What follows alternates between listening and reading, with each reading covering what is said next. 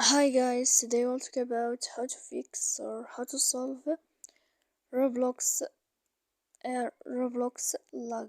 To know how to fix or how to solve Roblox lagging, you should just go to settings. Here in this page we click apps, default apps, app settings. When you find this page, you will enter to this window of Roblox app. When you find it here, you will enter.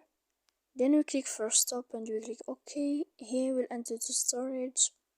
After that we click clear cache, and in the end of all these steps then you can turn off your Wi-Fi.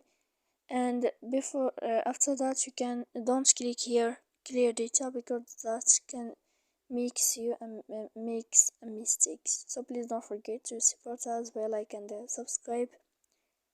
See you next time in another video.